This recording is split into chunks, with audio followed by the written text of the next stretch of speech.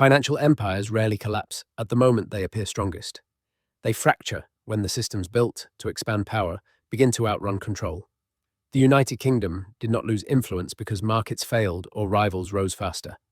It lost control because the architecture it designed to dominate global finance became too complex, too leveraged, and too dependent on perpetual confidence.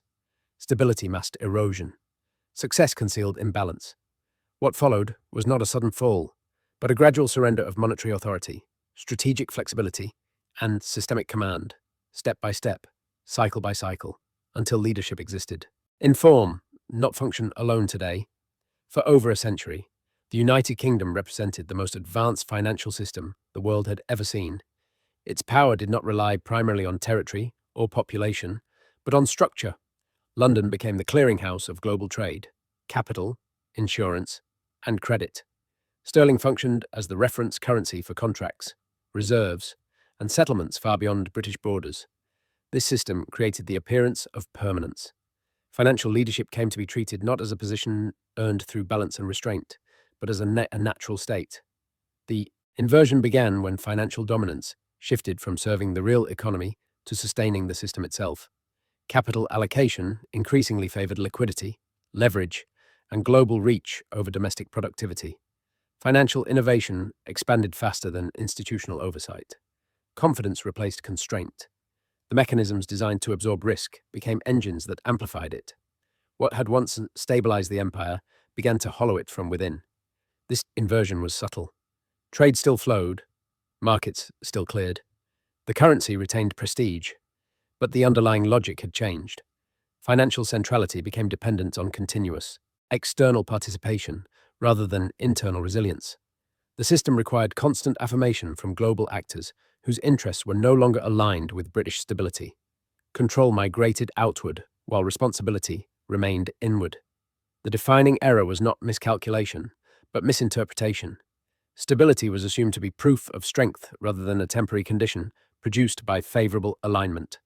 The United Kingdom continued to operate as if authority over global finance equaled authority within it. In reality, the system had begun to exceed national command. Monetary tools lost precision. Policy choices narrowed. Flexibility eroded. This was not collapse. It was inversion. A system still functioning, but no longer serving the purpose it was built to achieve. The core collapse mechanism of the British financial empire did not originate in a single crisis or policy failure. It emerged from structural overextension layered over time. The system expanded geographically faster than it could be governed, financially faster than it could be stabilized, and institutionally faster than it could be recalibrated. Each expansion phase increased apparent power while quietly reducing margin for error. At the center of this mechanism was leverage. Britain transformed global trade by intermediating credit, insurance, and settlement at an unprecedented scale. These services multiplied influence without requiring direct ownership or force. However, they also bound the system to uninterrupted flows of trust. As obligations accumulated across continents, the financial center became increasingly exposed to disturbances it could not directly manage. Risk was distributed widely, but accountability remained concentrated. Misallocation followed naturally. Capital gravitated toward international finance because returns appeared safer, faster, and more liquid than domestic investment. Industrial capacity mattered less than balance sheet credibility. Time is 0.5s. Over time, this altered the internal structure of the economy. Productive resilience weakened while financial sophistication deepened. The system grew efficient at moving capital, but fragile at generating it. This imbalance did not register as danger because asset values continued to rise and global participation remained strong. Financialization intensified the effect. Instruments designed to hedge uncertainty multiplied layers of dependency instead. Complexity substituted for redundancy. When volatility appeared, it did not dissipate through buffers, but propagated through interconnected exposures. Decision-makers relied increasingly on models calibrated to stability rather than stress. This created a dangerous delay between signal and response. The final element was perceptual lag. Britain's leadership interpreted persistence as proof of control. As long as contracts were honored and settlements cleared, authority was assumed intact. Yet authority had quietly shifted. The system's survival depended on external actors choosing to remain engaged, not on internal capacity to enforce balance. Monetary policy became reactive. Strategic options narrowed. Each adjustment preserved continuity while sacrificing autonomy. This mechanism did not break the system immediately. It locked it into a trajectory, where maintaining order required ever greater accommodation. Power remained visible, but control became conditional. What followed was not failure in motion, but dependence disguised as leadership. The historical blueprint for Britain's loss of financial control can be traced through earlier empires that reached dominance by mastering exchange rather than territory. The Dutch Republic offered the first outline. Amsterdam became the commercial heart of Europe by standardizing credit, shipping insurance, and sovereign debt. Its markets were liquid, trusted, and globally connected. Yet this same openness tied Dutch stability to external trade flows and geopolitical balance beyond its ability to enforce. When military and fiscal pressures rose in the late 17th century, financial sophistication could not compensate for strategic overreach. Control eroded long before prominence disappeared. Britain absorbed this lesson selectively. It adopted the instruments while believing scale would resolve vulnerability. The establishment of permanent government debt, a central banking structure, and a globally respected currency allowed Britain to finance expansion continuously. Unlike earlier empires, Britain did not rely on extraction alone. It relied on intermediation. By the 19th centuries, time, 0.3s, British capital financed railways, ports, and governments across continents. The pound sterling anchored contracts far from British shores.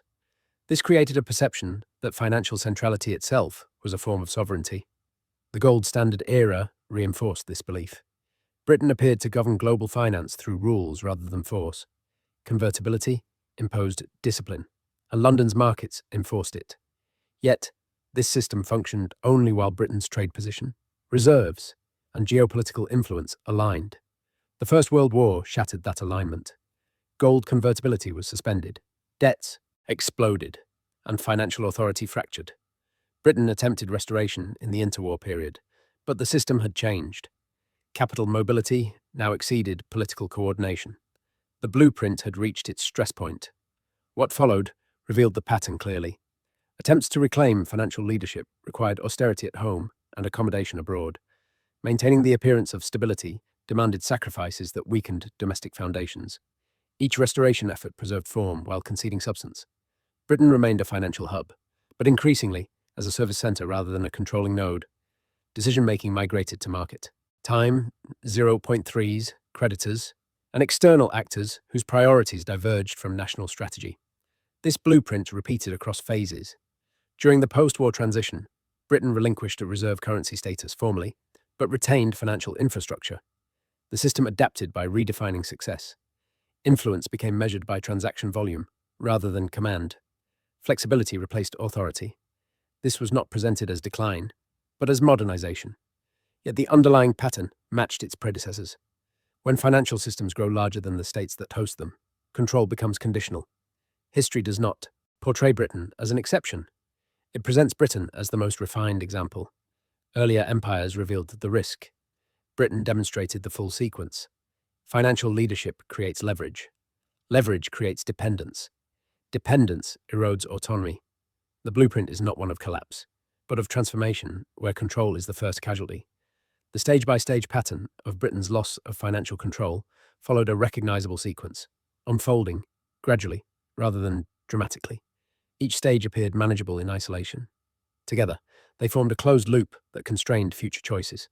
The first stage was expansion through intermediation.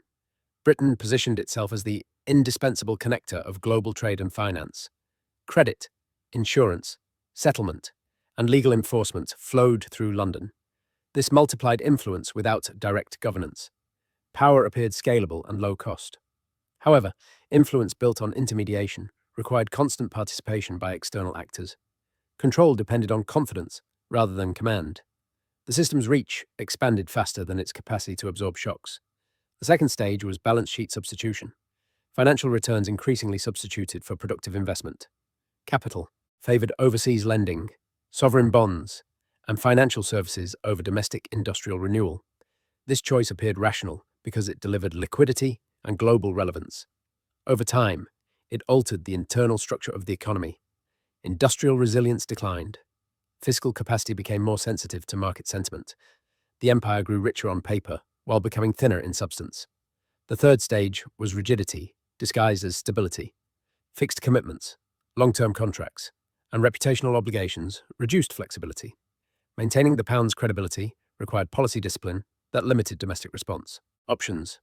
When conditions changed, adjustment costs were deferred rather than absorbed. Stability became a constraint. Every effort to preserve financial leadership narrowed the range of viable actions. The fourth stage was shock absorption through sacrifice. External disruptions, including wars and trade dislocations, forced Britain to defend the system rather than adapt it. Reserves were depleted. Debt expanded. Policy was directed toward reassuring creditors and markets. Domestic priorities were subordinated to external expectations. Each intervention preserved continuity while transferring stress inward. The fifth stage was authority dilution. As global finance diversified, alternative centres emerged. Britain remained central, but no longer decisive. Transactions flowed through London, yet pricing power and strategic direction increasingly reflected external conditions. The system continued to function, but outcomes were shaped elsewhere. Control shifted from rule setting to rule following. The sixth stage was normalization of dependence. Reduced autonomy was reframed as integration. Loss of reserve currency status was presented as transition rather than concession. Financial openness became a necessity rather than a choice. Policy aimed to remain attractive rather than authoritative.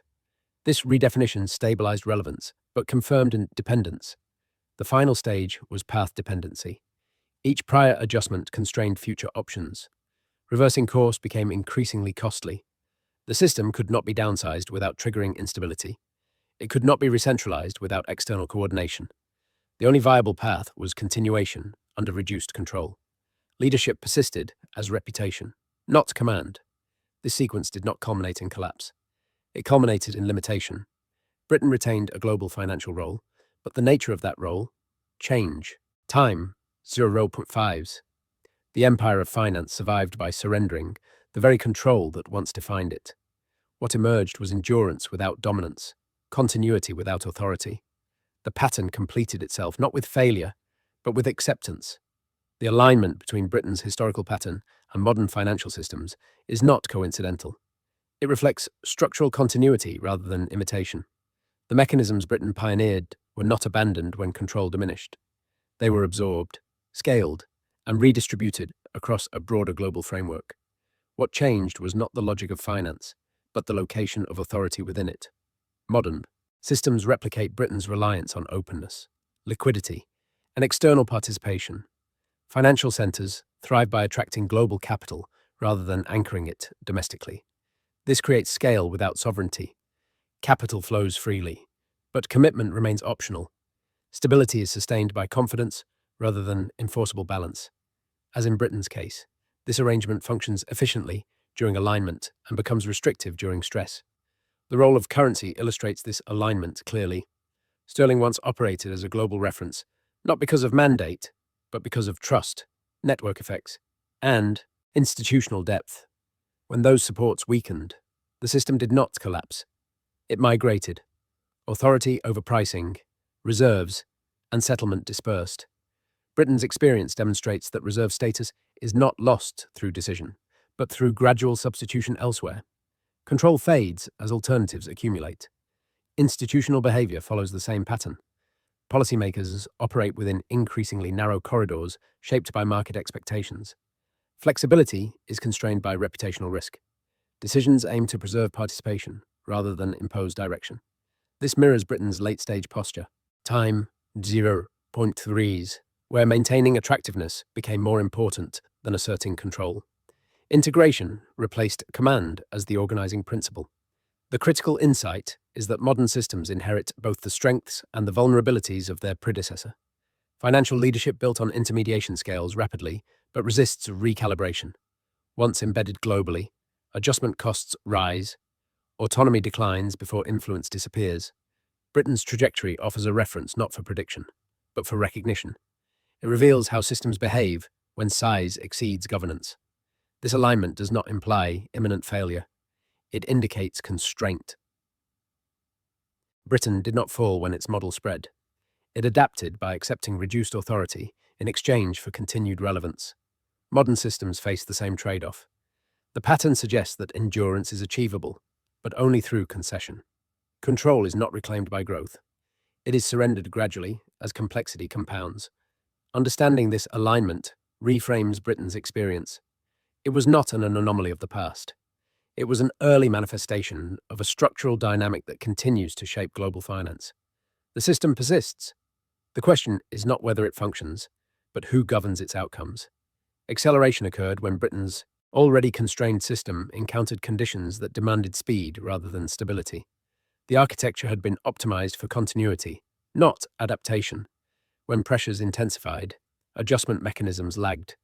This gap between requirement and capacity defined the trigger zone. The primary accelerator was scale. Global financial integration magnified disturbances faster than policy could respond. Capital mobility shortened reaction windows. Decisions that once unfolded over years now materialized within weeks. Britain's institutional framework, shaped by precedent and reputational caution, struggled to operate at this tempo. Every response was filtered through the need to reassure external participants. This delayed decisive action and amplified vulnerability.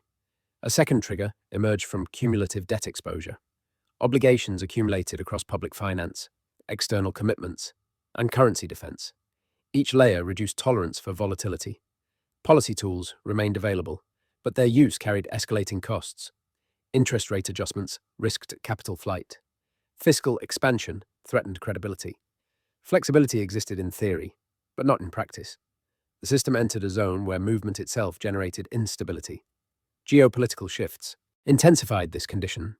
Britain's ability to enforce alignment declined as alternative financial centres and reserve assets matured. External actors gained options. Participation became conditional rather than assumed. In this environment, confidence functioned as a fragile equilibrium.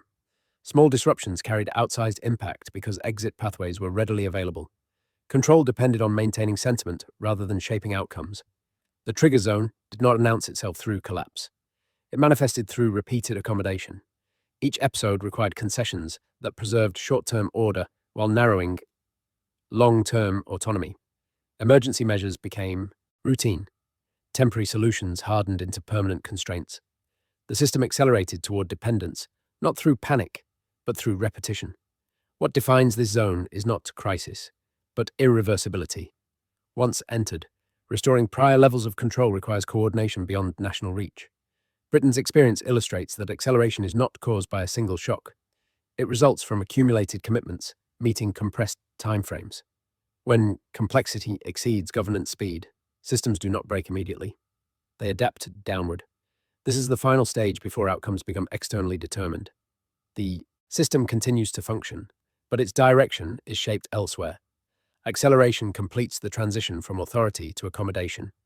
What remains is stability, maintained through limitation rather than command. The consequences of Britain's financial transition were unevenly distributed, but structurally consistent. The costs of maintaining global relevance were absorbed domestically, while the benefits of system participation became increasingly diffuse. Exposure shifted inward as control moved outward.